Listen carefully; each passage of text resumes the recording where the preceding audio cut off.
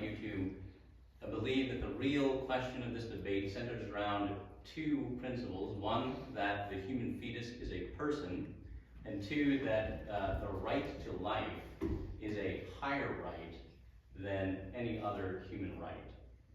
Now, the question of whether or not a human fetus is a person is fascinating, and one which I'm certainly willing to engage my opponent on.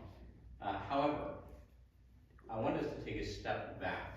I'd like to begin my argument by bringing to your attention that there could be a much simpler and more practical way of looking at the reason that abortion has been and in many places continues to be legal in our country, and that is the question of rights. As Mr. Wessel said, each person is considered to have a right to life. But does the fact that an individual has a right to life subordinate the rights of another person? Does it subordinate your rights? To illustrate this, I'd like to share a story that was first used by the philosopher Dr. Judith Jarvis Thomson in her influential essay, Defense of Abortion. And it goes like this. Imagine that you go to sleep one day in your own house, in your own bed, but when you wake up, you discover that you are in a hospital and you are hooked up to a tube. In the bed next to you in this hospital room is a man who is also hooked up to that tube.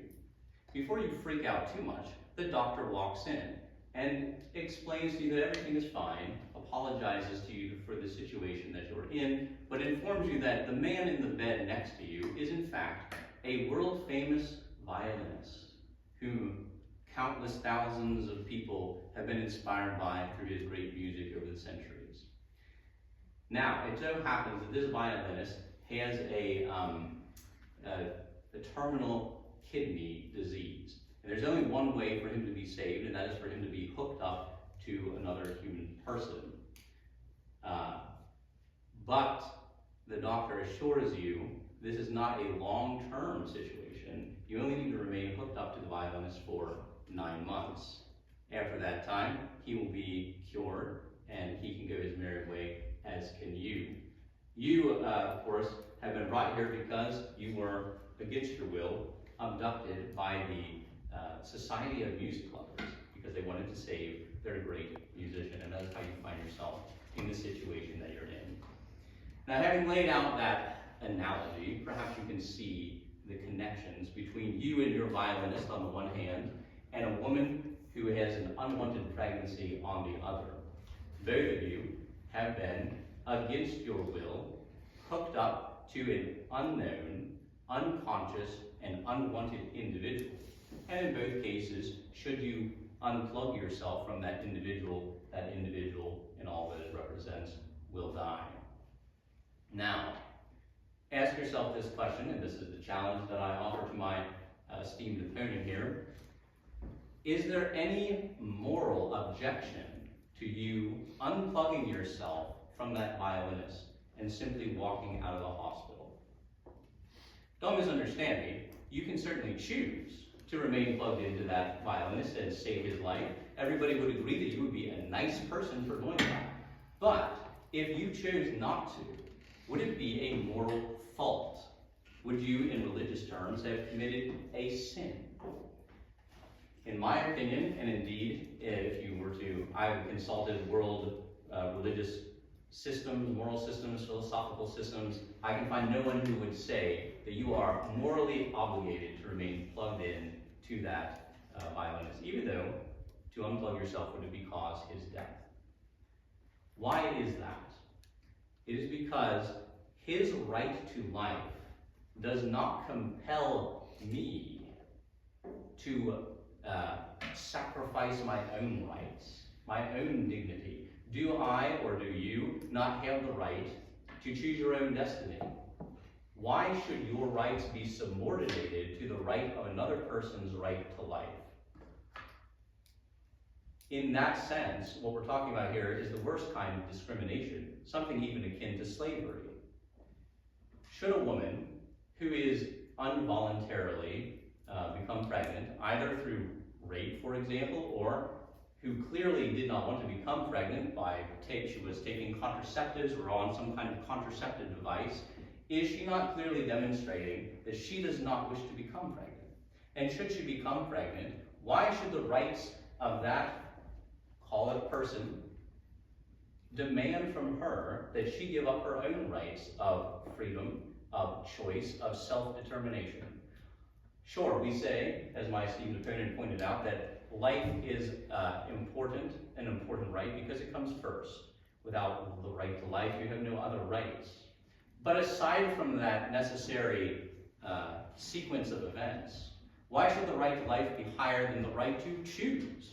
Is the right to choose not a greater human ability, and therefore not a greater human right than the right to live, which we share with the animals and the plants? And so that is, I suppose, the question that I throw back to you, my esteemed opponent, is that on what basis should we consider the right to life to be greater than these other rights?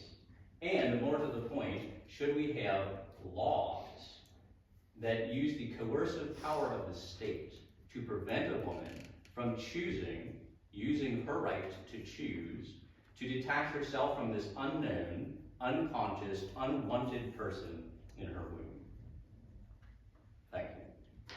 So you're going to stand ready for cross-examination? Yes, I stand ready for cross-examination. Okay, so you had some very interesting points that I honestly hadn't thought of yet. And so I would like to ask you, if you unhooked yourself from this violinist and walked away, would you have any lasting issues of your effect because of that? Oh, that's a good question. So the doctor has assured us that you will not have any lasting medical complications for that. Okay, and I'm just going to double check that, or I'm just going to clarify. If a woman, well, first of all, do you agree that having an abortion is vastly different than merely unplugging yourself from the violinist? I don't know if I would go so far as to say vastly different. There are obvious differences, of course, but if someone were to, for example, take a abortifacient drug which causes the placenta to simply drop away from the uterine wall, that's not terribly different than unplugging. Okay, another point I'd like to make is, while this violinist is unconscious, would you not say that the child in the womb is conscious and can feel pain? Well, just because someone is unconscious doesn't mean they can not feel pain, I suppose, to your point. Would I say that the child in the womb is conscious? In a way, perhaps, but certainly not in the way that we normally refer to consciousness in human beings. Okay, and then another point I'd like to ask you about. So as you know, in times of war, humans are often, or young men are often drafted into the army. We are often forced to be a jury to ensure a fair trial, and we often have to pay taxes. These are things that take away our right to choose. So would you not say that, you still have your right to life there. So would you say that also these things are wrong if abortion is wrong too? That is a very fair question. To answer that question, I would say that because we all are a society of individuals, the only entity that can legitimately take away an individual's right to choose is the duly elected government, because it is indeed the government who represents the common good of the people. Therefore, when the government takes away my right to own certain amounts of my own money by having to pay taxes or so forth, we accept this as morally legitimate. This is why I would argue that it is important for the government to recognize the fundamental right of a woman to have an abortion, because that is then the common good being kind of, it's society as a whole, we might say, recognizing the moral validity of the act.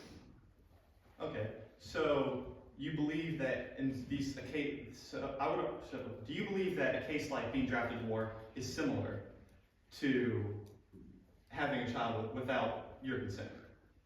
I have to think about that one. Because, correct me if I'm wrong, but you did say that it is the government that decides. So could the government not decide that in this case, this is a soldier? We have two options here. It could be a soldier going off to war against his. Finish your question. It could be a soldier going off to war against his will to fight for a country, or it could be a woman who merely carries a child in her womb for 9 months, which, in not committing abortion, protects that individual's right to life. Would you not say that the right to life is even higher than the nation? I do not know that I would agree with the conception that the right to life is greater than the nation. However, you make a compelling comparison there between war, and I suppose that I would say, there is a compelling need in the situation of war for people to be willing to sacrifice their own rights for the good of society. Is that same kind of compelling need there for the individual woman who does not want to be pregnant and finds herself in an unwanted pregnancy? Okay, thank you for your time. Thank you.